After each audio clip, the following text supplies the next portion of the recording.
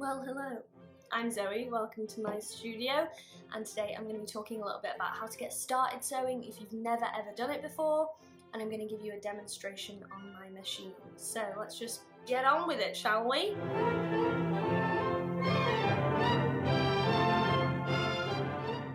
So I'm a massive cheapskate, so I'm going to give you all the advice on how not to spend too much money straight away. The first way to do that is to not buy a sewing machine until you've done a little project or two, just hand stitching. So I'm going to leave some links down below of some really good hand stitching videos. I'll also leave some links below of some ideas of projects that you can do getting started that won't take too long or be too monotonous. One of my favourite phrases ever is all the gear, no idea. So avoid getting everything that you think you might possibly need and then starting.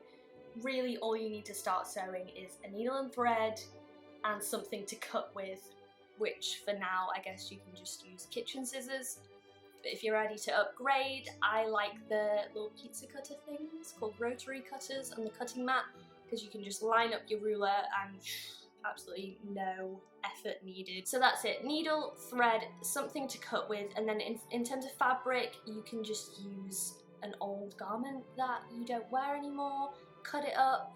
That's also a really good way to learn, is to look at your garments and maybe even take them apart if you don't wear them anymore and see how they're put together.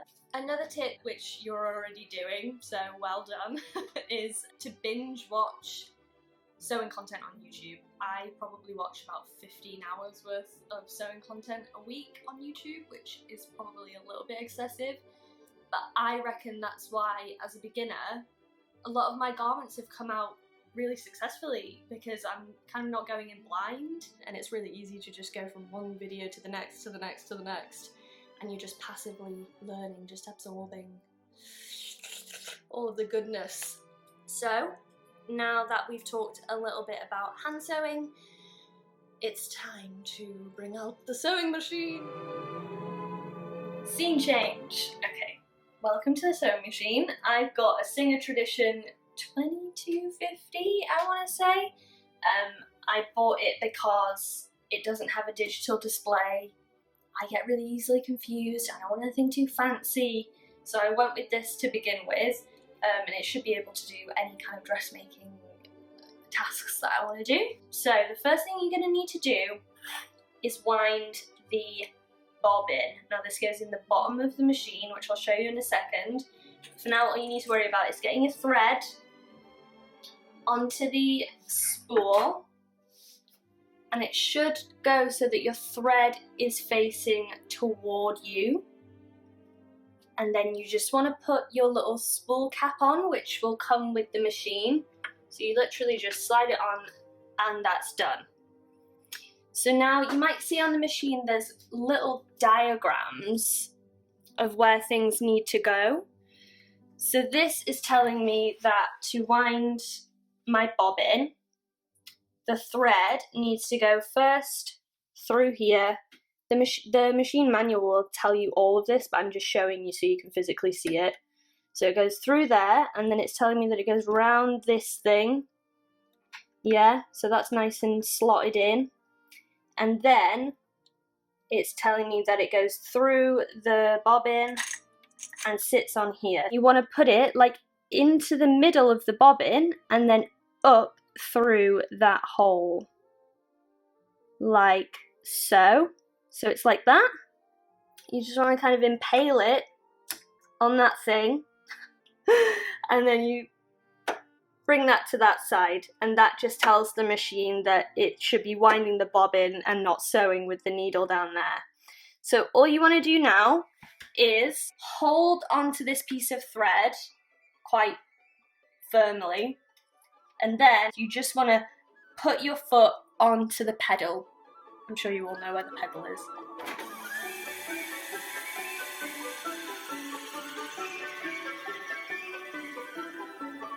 And it just winds it like that, and then this little bit of thread that you were holding, it's okay if it slips out of your fingers, you just need to hold it for the first few like winds. And then what you can do is just put it back to that side, take it off, and get your handy little thread scissors that you should always have near you and just snip so that you've got like a bit of a tail. Now we're going to insert the bobbin into the machine. Now mine is a front loading machine, so I just have to slide this little storage compartment off and then open this little door and it will show me the bobbin. As you can see in there, the arm goes towards the top and there's that little notch there. I don't know if you can see that. So that just tells you which way up it goes. And to release it, you just need to grab this little handle thingy, this little buckle, like that, and pull it out. What I want to do, and again the machine manual tells you all of this, I want to make sure that my thread runs clockwise. Now I got really confused about that, I didn't know what that meant, but it just means like the thread is like the hand of the clock and it's going clockwise. So you've got your bobbin this way up and you've got your thread running clockwise and you just want to insert it into the bobbin case. Keep hold of this little buckle because that'll hold the bobbin in. And then you'll see on the side here there's this little notch. And that acts as like an arrow to tell you where to thread the thread through. Now if you see, I just like put it through that little notch, and once it's through there you just pull it underneath this little thing with the two prongs there. You just want to slide it back into your machine and let it go. Now we're gonna actually thread the top of the machine. This here is your hand wheel and you want to make a habit of always turning it toward you. So if you come around to the needle over here, you can see that as you turn the hand wheel toward you, it makes the machine go.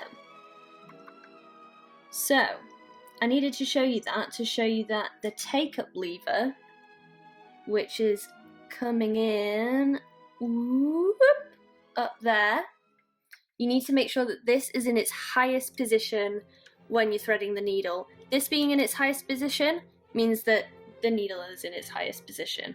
So when your manual says put the needle in its highest position, it means make it so you can see that thing. Okay, so now we can thread at the top of the machine. Consult your manual, but just so that you can see it, this is how you do it. So you want to catch it in this number one here, and then take it round the back as the little diagram shows, and then you're going to bring your thread down into here and then back up, and you want to put your thread on the right side of the take-up lever, and then just take it round to the left and you'll feel it slot in like that. And then all you need to do is pull it down, and then it should go through something around here. Mine is like this, yours might be different. And then you just want to thread the needle, get eye to eye with it, and push it through, and then you can just get your finger kind of resting gently against the back of the needle so that you can see where to pull it. And just make sure that it's pulling through nicely. You can guide it with your finger like that.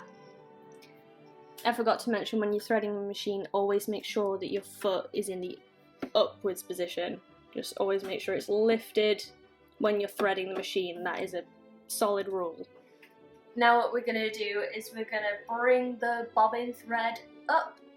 So for that you just want to keep hold of your thread needle, your upper thread, and then you're going to turn the hand wheel toward you as always and just lower your needle down, and then it's going to pick up, you kind of pulling on this thread slightly, it's going to pick up the thread. As you can see the thread traveling across there.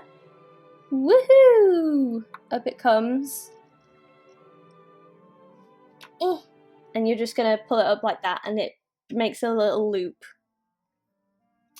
So you want both of your threads going underneath the foot and out towards the back. So what I do is I just grab my little handy dandy scissors and I just go floop like that, and it brings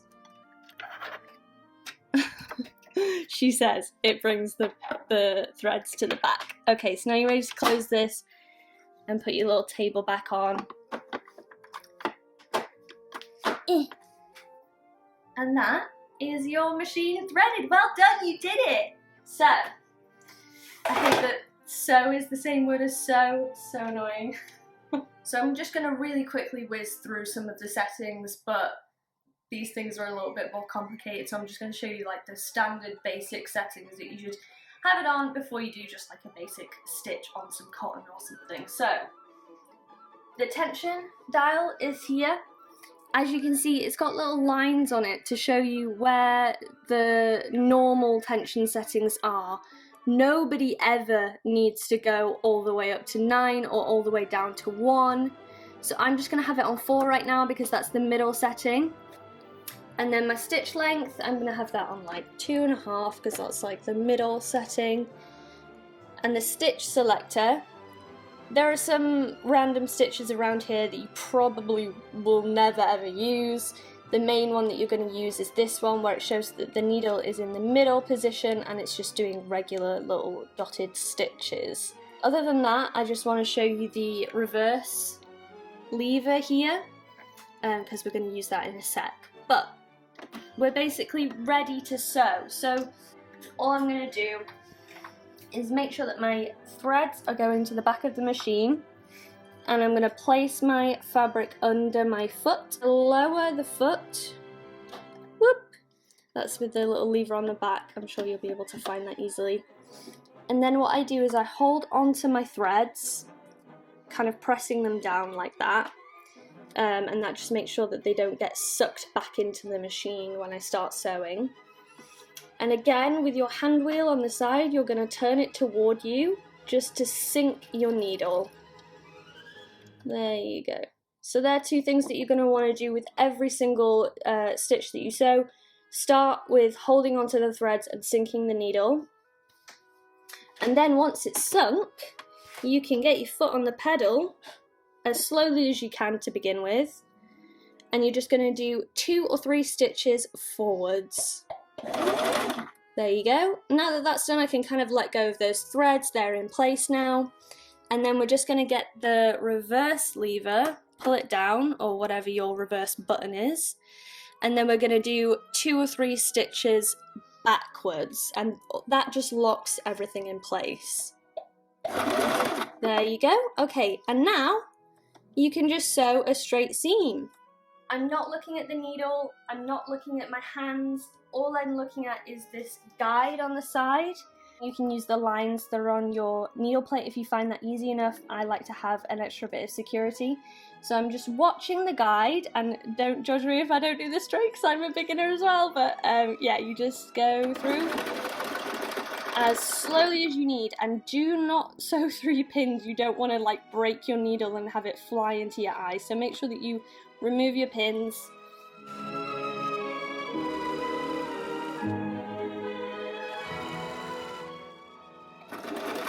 And then again, once you get to the end, just use your little reverse thingy and do a couple reverse stitches. There you go. So when you remove the work, what you're going to want to do is use your hand wheel again, and we're going to look for the take-up lever coming to the top. Just bring it all the way to the top like that, because what that does is it just finishes your last stitch. So when you raise the presser foot and remove your work, it comes out nice and easily like that.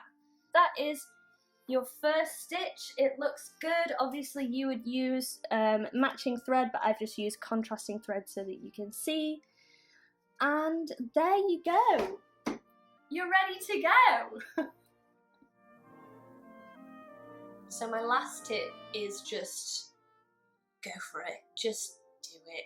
I believe in you. If I can do it with no formal training or teaching, you can do it as well. yeah, it's going to be a bit frustrating at times. I cried over a face mask last night. That's just all part of it, but it can also be really, really rewarding, especially if you're making something as a gift for somebody else. It just feels really good to be able to give them something that you made with your hands. That's about it. So if you like this video, please give it a like, subscribe, you know the drill. And I'll see you on the next one. Bye!